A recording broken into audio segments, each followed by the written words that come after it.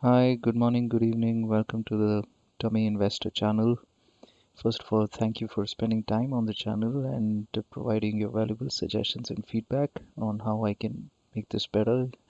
This channel is really the purpose of this channel is to uh, share best practices and perspectives on building long-term sustainable wealth through prudent long-term investing. And the reason why I started this channel was because I couldn't find examples and resources out there where you could get inspired from ordinary investors like all of us who've built long-term wealth. Um, and I've been in the public equity markets and early stage startup investing for over a decade now. Have made many mistakes in the journey as I've progressed, and that has hopefully um, brought a lot of perspectives to me on how to fine tune my investment approach. And I hope to, share the same periodically with the audience here, and also more importantly, hear back from others because I'm pretty certain there are more accomplished investors out there, and it's always great to interact and learn from each other.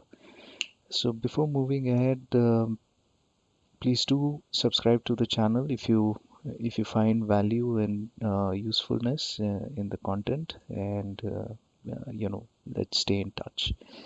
Now, for this edition, uh, I thought I'll just spend some time on sharing my perspective on building a solid portfolio of investments. And I use a lot of sports analogy. I find a lot of similarities between investments and sports. And so I'm going to use a few of those as we progress along. So please bear with me. And I sort of, there are many things, in going about building a durable, solid, sustainable portfolio which stands, the tribulations of the market. And there's no one size fits all. It really depends on who you are as a person, what stage of life are you in, how much of capital do you have, what are your priorities and objectives from the end state in terms of why you're trying to build a portfolio. And so it varies. But uh, I thought, I'll sort of try to break it, capture the essence of it into five broad buckets. And we're going to just cover a bit of that right now. So the first one, and first one for me, of course, I the way I see building a portfolio, especially from grounds up, is like building a strong sports team, and um, imagine you're the captain or the coach of, say, a cricket team or a baseball team, or name any sport and name any team sport, and you're starting from scratch, and that's how I look at building a portfolio. And the way I find similarities is, of course, there are many players in a team, each having their own strength, each having their unique attributes, each playing in a certain position as a part of the overall team plan. And the end objective is for the team to do well, not for individual players necessarily to do well. Although, if individual players do well, on the whole, the team or the portfolio does well, right? So I come from that approach, and this is not something which I sort of had a flash or an insight overnight when I started off in my investment journey. It is something which I've reflected upon and have started adopting in the later part of my investment journey through making a lot of mistakes and introspecting on it. So that's how I see it. Now, giving that as a backdrop in a context, I think there are five broad principles that I can think of in terms of building a solid investment portfolio, similar to building a winning sports team. The first is, of course, any player that you add in the team or the portfolio should give you an edge. And that edge in investing terms could be uh, the price of the asset, the entry price of the asset in which you make the purchase. It could be the strength of the business on its own, because please remember, you are not owning pieces of stocks, you're owning a business at the end of the day. So it's important to look at the business and see how, whether you would want to be a part of that business, whether you would want to be a shareholder in that company. It could also be, just the sector that the company operates in. It could be a sector that you're very familiar with, or that uh, you see growing over a period of time. Um, the edge can also come from leadership and management quality, and this is something which is not often highlighted, but I think it's one of the most critical factors. Again, going back to my investing mistakes, I've invested in companies where, the management turned out to be dubious. And that reflected in how the company performed, how the business performed, and how the stock performed. And I lost quite a bit of money.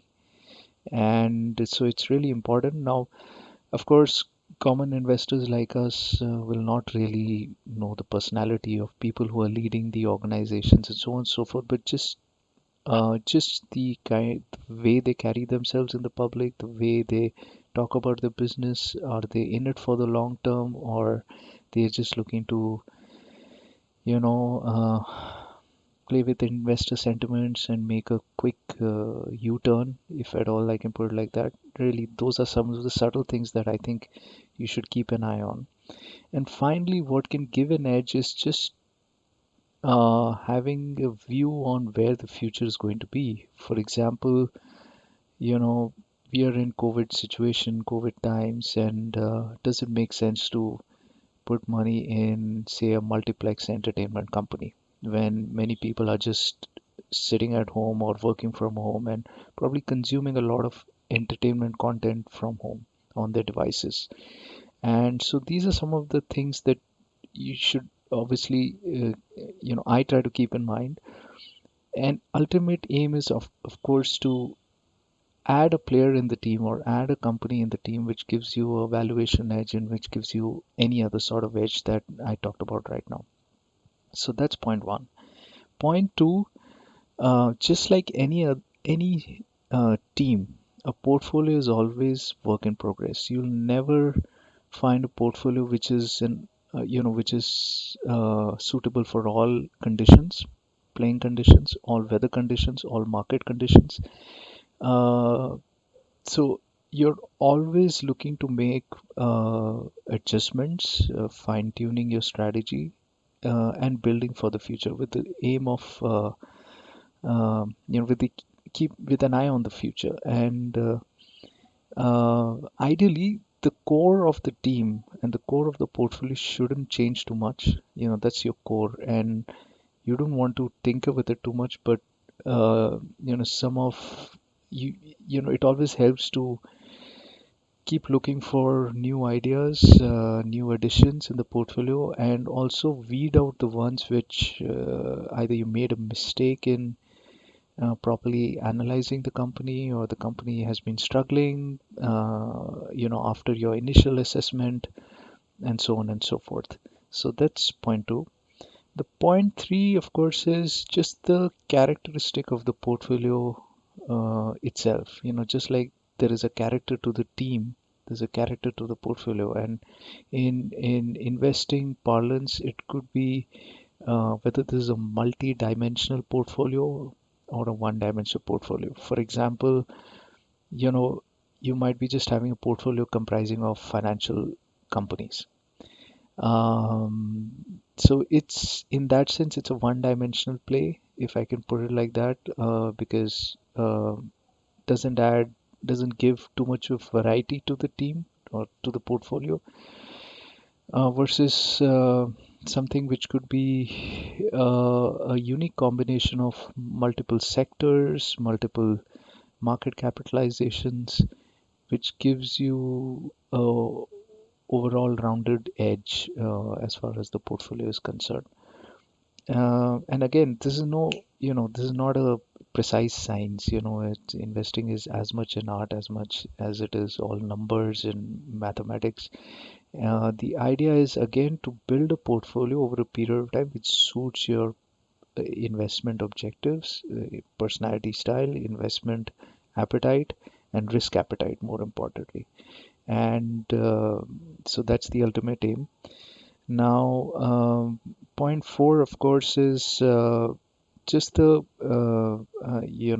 durability of the portfolio in terms of return versus risk, whether it's an all-weather portfolio, whether it is able to ride out different business cycles, different market conditions, without you being forced to change the core of the portfolio. And that's also important. And finally, eventually, like I said, it always helps if you have an ownership mindset. If you have a team ownership mindset, you're looking to build out a team over a long term. And uh, that's where I think you can, it changes the perspective in terms of how you're looking at the portfolio, and then how you're, not taking tactical decisions or short-term decisions out of panic or greed, and you're just keeping a steady eye on the future. So those were my thoughts on, what principles I use to build out a portfolio. Please do provide your feedback and suggestions, and keep subscribing to the Dummy Investor channel. Thank you so much.